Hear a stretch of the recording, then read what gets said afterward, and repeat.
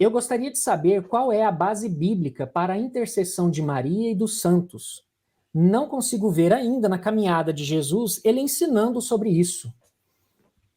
A primeira coisa que eu quero dizer sobre esse assunto é que eu, sinceramente, entendo a crise. Eu entendo a crise. Eu sei que não é fácil para um protestante que começa a investigar a fé católica e começa a perceber que a fé católica é bela, que ela é coesa, que ela tem uma cosmovisão muito bem estruturada, que ela tem um histórico de bondade ao longo de 2 milênios. Eu sei que é difícil para um protestante dizer, elevar uma oração a Nossa Senhora, ou elevar uma oração a algum santo. Então, assim, eu começo dizendo, Davi, que eu me compadeço da sua crise, porque eu passei por ela real. Eu passei por ela de maneira muito real. Eu diria que, quando estava na jornada rumo à Santa Igreja, houve momentos em que eu disse assim, infelizmente, eu não poderei me tornar católico por causa dos dogmas marianos. Eu não conseguia aceitá-los. Então, assim, eu entendo a crise. A segunda coisa que eu quero pontuar é que a pergunta do Davi é a seguinte: qual é a base bíblica? E eu já adianto, tem base bíblica? Tem. Tem bastante base bíblica. Mas essa questão de base bíblica é subjetivo. É subjetivo. Por quê? Porque eu posso te mostrar a base bíblica, que no fim das contas, a gente precisa se fazer a seguinte pergunta: quem tem autoridade para interpretar a Bíblia? Ora, um livro inspirado precisa de um intérprete inspirado.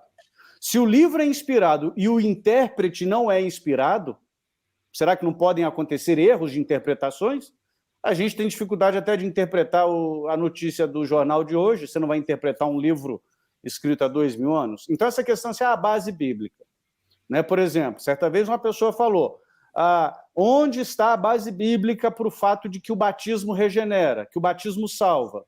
Aí eu mostrei para eles, 1 Pedro, o batismo que agora vos salva. Ele, não, mas isso não vale. Eu falei, bom, então, o que você quer?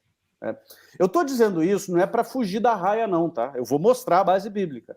Eu só estou dizendo que se você não submeter-se a uma autoridade interpretativa que, na minha opinião, é muito mais inteligente do que eu, tem muito mais sabedoria do que eu, tem muito mais sabedoria e inteligência que você, eu posso te dar quantas bases bíblicas você quiser, que não vai servir, não vai bastar. E ao passo também que algumas seitas vão pegar a base bíblica para ensinar o que eles quiserem. Tá? Então, essa questão de base bíblica é uma necessidade.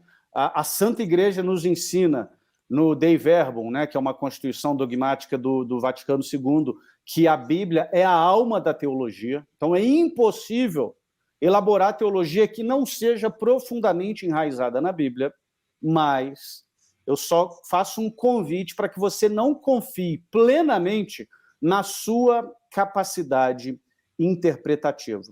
Tá?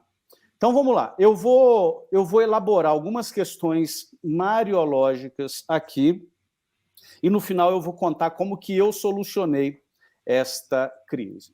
Primeira coisa, eu não vou falar do que eu acho, do que eu suponho, mas eu vou trazer para vocês aquilo que sempre foi a interpretação da Santa Igreja, desde os primórdios. Por exemplo, você deve estar familiarizado com a Arca da Aliança. O que era a Arca da Aliança no Antigo Testamento? Era um baú, né, uma arca, um baú, e esse baú era sacratíssimo. Esse baú era tão sagrado que, quando alguém o tratava com irreverência, caía morto. E esse baú trazia consigo, trazia dentro de si, melhor dizendo, trazia dentro de si 3 coisas. O que tinha na Arca da Aliança, dentro da Arca da Aliança? As tábuas da lei, o maná, que é o pão, né, que caiu do céu no deserto, e o cajado de Arão, que floresceu. A lei, o pão e o cajado do pastor. A palavra, o pão e o cajado do pastor. E onde a Arca da Aliança ia, ela levava consigo a presença de Deus, ao ponto de que quem a tinha em sua casa era abençoado. Então era um objeto sacratíssimo, a quem o tratasse com irreverência morria e carregava consigo a presença de Deus. Como que os padres do período da patrística interpretaram a Arca da Aliança no Novo Testamento? A Arca da Aliança é Nossa Senhora. Nossa Senhora é a Arca da Aliança. Maria é a Arca da Aliança. E Maria, sacratíssima, trouxe dentro de si a lei, a palavra de Deus, que é Jesus, o verbo de Deus, trouxe dentro de si o pão vivo que desceu do céu, o maná, e trouxe dentro de si o pastor que pastoreia Israel, simbolizando o cajado do pastor. E é muito interessante nós percebermos alguns paralelos inequívocos entre a Arca da Aliança e Nossa Senhora. Por exemplo, 2 Samuel, capítulo 6, versículo 9. Então Davi disse: quem sou eu para que a Arca do Senhor venha até mim? Lucas 1:43. Isabel disse: quem sou eu para que a mãe do meu Senhor venha até mim? 2 Samuel, capítulo 6, versículo 15. Então Davi e toda a casa de Israel trouxe a Arca do Senhor com gritos e sons de trombetas. Lucas 1:42. Então Isabel exclamou, cheia do Espírito Santo, com um alto grito: bendita sois vós entre as mulheres, bendita és tu entre as mulheres, e bendito é o fruto do teu ventre. 2 Samuel 6, versículo 14 e o versículo 16. Então Davi dançava com toda a sua força e saltava diante da Arca do Senhor. Lucas 1:44. Eis que quando ouvimos a voz da sua saudação, o bebê no meu ventre saltou de alegria. 2 Samuel, capítulo 6, versículos 10 a 11. E a Arca da Aliança permaneceu na casa de Obed 3 meses. Lucas 1:39. E depois o Lucas 1:56. E Maria permaneceu com Isabel durante 3 meses. Vocês acham que isso tudo que eu citei é coincidência? Não é coincidência. São Lucas conhecia muito bem o Antigo Testamento e ele sabia muito bem o que ele estava fazendo na narrativa dele, o que ele estava ensinando na catequese que ele estava escrevendo. Nossa Senhora é a Arca da Aliança, a sacratíssima Arca da Aliança que traz consigo a presença manifesta de Deus. E assim como a glória Shekinah de Deus estava sobre a arca, nós vemos o anjo dizendo para Nossa Senhora: descerá sobre ti o Espírito Santo. Uma segunda coisa que a gente não pode deixar de perceber é que os padres da patrística enxergavam em Maria a nova Eva. Jesus é o novo Adão. Jesus é o novo homem, a nova humanidade. Quem é a nova Eva? A mãe da nova humanidade, Nossa Senhora. Eu quero ler para vocês 2 textos, e esse texto aqui está no meu caderninho, porque eu ia anotando esses textos na época que eu estava em rumo à Igreja Católica. Aí eu ia lendo e ia anotando, e eu tenho esse caderninho até hoje, porque quando eu estava lendo os textos da patrística e me deparava com algum texto que explodia a minha cabeça, eu anotava aqui. Então, eu vou ler 2 textos, ambos de Irineu de Lyon, só para os irmãos saberem. Irineu de Lyon foi discípulo de Policarpo de Esmirna, que foi discípulo de São João. Olha só. Irineu de Lyon nasceu no ano 130 e morreu no ano 200, mais ou menos. Então, ele viveu no século II. E olha o que Irineu de Lyon falou sobre Nossa Senhora. Adão foi recapitulado por Cristo, a fim de que o que é mortal fosse submerso na imortalidade. E Eva foi recapitulada em Maria, a fim de que uma virgem tornasse advogada de outra virgem e destruísse com a sua obediência de virgem a desobediência de uma virgem. Irineu de Lyon, demonstração da pregação apostólica, capítulo 33. Agora, olha o próximo texto de Irineu de Lyon. Assim como Eva foi seduzida pela fala do anjo e se afastou de Deus, transgredindo a sua palavra, Maria recebeu a boa nova pela boca de um anjo e trouxe Deus em seu seio, obedecendo a sua palavra. Uma deixou-se seduzir, de modo a desobedecer a Deus. A outra deixou-se persuadir, de modo a obedecer a Deus. Para que, da Virgem Eva, a Virgem Maria se tornasse advogada. O gênero humano que fora submetido à morte por uma virgem foi libertado da morte por uma virgem. A desobediência de uma virgem foi contrabalanceada pela obediência de uma virgem. Eu até me emociono, meus irmãos, quando eu leio esse texto. O gênero humano foi submetido à morte por uma virgem e libertado dela por uma virgem. Isso está no livro Contra as Heresias, de Irineu de Lyon, no livro 5, capítulo 19, parágrafo 1. Tá? Eu gosto de dar aqui o nome da rua, o número e o CEP, para vocês depois pesquisar. Então, Maria é a Arca da Aliança. Maria é a nova Eva. Terceira coisa. Jesus, para ser o nosso Salvador perfeito, ele tinha que cumprir perfeitamente toda a lei. E um dos mandamentos é: honra teu pai e tua mãe. Será que Jesus honrou Maria? Eu já vi gente dizendo que naquela passagem que Jesus diz: quem é minha mãe, quem são meus irmãos, ele está desprezando Maria. E quem fala isso não percebe o absurdo.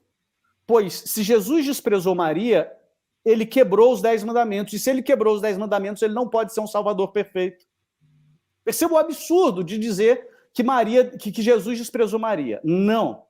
Jesus honrou Maria a tal ponto que na hora da morte, quando ele está pendurado na cruz, e vocês sabem, a morte de cruz é uma morte de asfixia, ele puxa algum fôlego para dizer algumas palavras, e uma das palavras foi para honrar a mãe dele, dizendo para São João cuidar da viúva Nossa Senhora.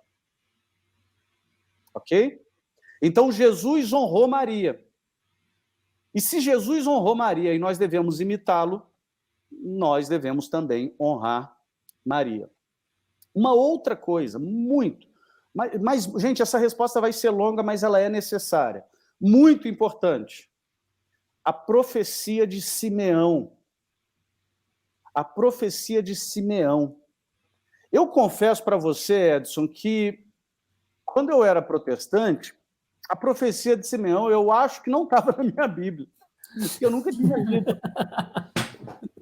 Estou brincando. É lógico que eu tinha lido, mas eu nunca tinha percebido, gente. Eu nunca tinha prestado atenção. Tá?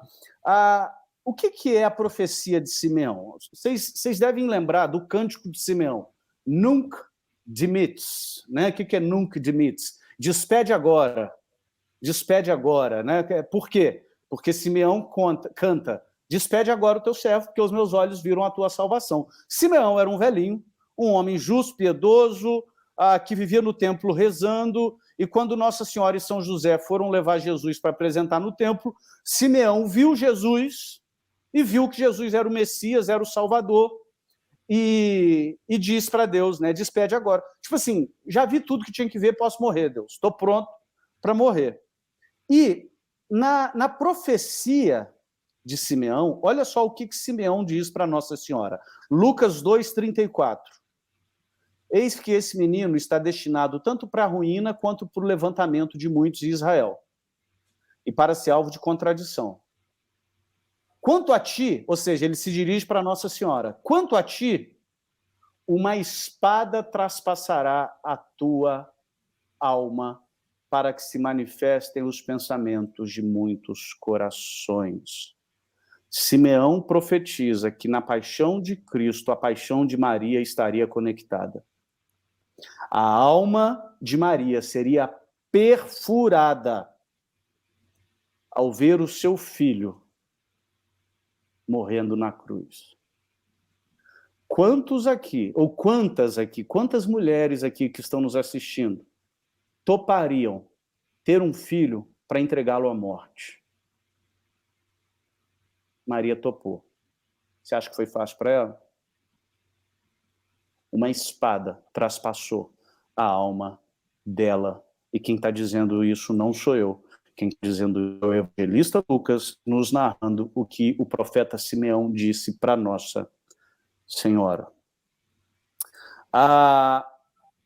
Estou chegando na... eu estou dando uma série de bases bíblicas aqui, o Davi, porque o dogma... A Bíblia não é um livro de dogmas. O dogma emerge da narrativa. Então, eu estou pintando o quadro aqui para você. Mas tem um estudo exegético sobre o Evangelho de João, muito bonito, de um padre jesuíta, Bernard Lefroy. Eu acho que é Lefroy, porque ele é francês. Mas como eu não falo francês, é Bernard Lefroy, tá? Quem quiser esse estudo, se você ler inglês, pode comentar aqui, ou deixar seu e-mail para a gente aí, que eu mando para vocês. Ele faz um estudo exegético sobre Maria nos escritos de São João. E ele nos mostra, ele nos lembra que na literatura hebraica existe uma figura de linguagem que é a inclusão. O que é a inclusão? É quando o autor faz um sanduíche literário. Ele fala de um tema, fala do recheio e fala do outro tema. E o que o autor quer fazer quando ele faz isso? Os temas, né, as fatias do pão, são a moldura que sustenta. E o miolo é o que é o principal. O que esse exegeta propõe? Que São João fez uma inclusão no seu evangelho. Qual que é a inclusão? Nossa Senhora só aparece 2 vezes no evangelho de João. Mas quais 2 vezes são essas? No primeiro milagre e na cruz. Como se São João quisesse sustentar, lembrando que foi São João que cuidou de Maria até o fim, como se João quisesse mostrar que o que sustenta o seu evangelho é Nossa Senhora. E o miolo, o principal, o cerne, é o que Jesus fez, né? A vida, a obra e ensinamentos de Jesus.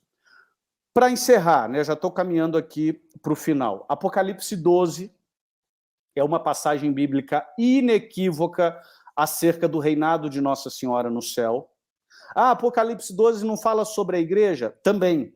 Apocalipse 12 fala sobre a igreja e Nossa Senhora.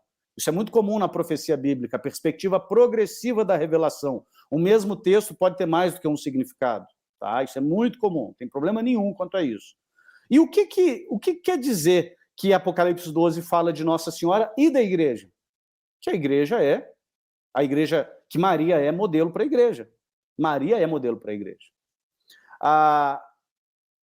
Eu quero também relatar para os irmãos que a oração à Nossa Senhora mais antiga é a Subtum, foi encontrada por um arqueólogo. Você conhece essa oração, Edson? Subtum? Não. Talvez eu possa conhecer, mas não com o nome em latim. É uma oração do século III, gente. Século III, gente. Século III é ano 200 de alguma coisa. E olha a oração Subtum. Subtum é sob vossa, né? Que significa? Sob vossa proteção, sob vossa proteção recorremos, Santa Mãe de Deus. Não desprezeis as nossas súplicas em nossas necessidades, mas livrai-nos sempre de todos os perigos, ó Virgem gloriosa e bendita. Essa oração, subtum, é do século III. Por fim, os santos no céu intercedem por nós? Qual que é a base bíblica, Davi? Os santos nos céus intercedem por nós? Apocalipse 5, versículo 8. Eu vi os 24 anciãos diante do Cordeiro, elevando ao Cordeiro taças de ouro cheias de incenso, que são as orações dos santos. Os santos nos céus elevam a Jesus as orações dos santos na terra. Quando você ora para um santo, e sobretudo para Nossa Senhora, você está simplesmente pedindo para que ele ore por você, para que ela ore por você. Assim como hoje mais cedo eu disse para o Edson, Edson, você vai rezar agora? Reza por mim. Não falei, Edson? Falei, reza por mim. Foi. Eu posso dizer, São Jerônimo, reza por mim. São João Nilma, reza por mim. Santa Teresinha, reza por mim. Pedir a intercessão de um santo e de Nossa Senhora é simplesmente pedir que ele ore por nós. Aí vem aquelas perguntas, mas eles estão mortos. Não estão mortos, eles estão mais vivos que eu e você. Nada nos separará do amor de Deus, nem a morte. Deus não é Deus de mortos, mas de vivos. Então, assim, essa história de que eles estão mortos não cola. Melhor é partir e estar com Deus, disse São Paulo. Então, eles não estão mortos. Eles podem ouvir a nossa oração, se eles não são oniscientes, podem ouvir a nossa oração, porque eles estão em Deus, eles estão em Cristo. O fato de eles estarem em Cristo é o que capacita-os a ouvir a nossa oração. Não por eles, mas por estarem em união plena, perfeita, gloriosa, imaculada com Cristo. Então, assim, eu sei que essa resposta foi longa, mas eu sei que esse é um tema delicado. Para encerrar, o que funcionou para mim? Primeiro, saber que Jesus honrou Maria e saber que eu nunca vou conseguir honrar Maria mais do que Jesus honrou. Se Jesus era perfeito, ele honrou Maria perfeitamente. Eu nunca vou honrar Maria perfeitamente. Então, assim, posso tentar, posso me esforçar e etc, etc, etc, nunca vou conseguir. Segunda coisa que funcionou para mim, saber que a missão de Maria é trazer Jesus ao mundo e trazer o mundo a Jesus. Maria não quer a glória para si. Maria quer trazer o mundo a Jesus. Todas as aparições marianas, por exemplo, apontam para Jesus. O que Nossa Senhora quer, como primeira discípula, como a primeira a dizer sim para o agir de Deus e trazendo dessa forma o Salvador ao mundo, é trazer o mundo ao Salvador. A devoção mariana é absolutamente cristocêntrica. A dobradiça, por assim dizer, a dobradiça, né, aquele ponto onde você faz a curva. A dobradiça da Ave Maria é: bendito é o fruto do vosso ventre, Jesus. Esse é o centro da Ave Maria. E a terceira coisa que funcionou para mim foi perceber que, na prática, o cuidado amoroso de Nossa Senhora é real na minha vida. E aí é só você experimentando. É só você fazendo a seguinte oração: Deus, se isso que o Eduardo está falando é bobagem, me livra disso. Mas se isso que ele está falando é verdade, eu quero ter esse relacionamento com a minha mãe querida. Nossa Senhora deu à luz ao cabeça, que é Jesus. Mas nenhuma mãe dá à luz só a cabeça do corpo. Nossa Senhora também deu à luz ao corpo, que é a Igreja.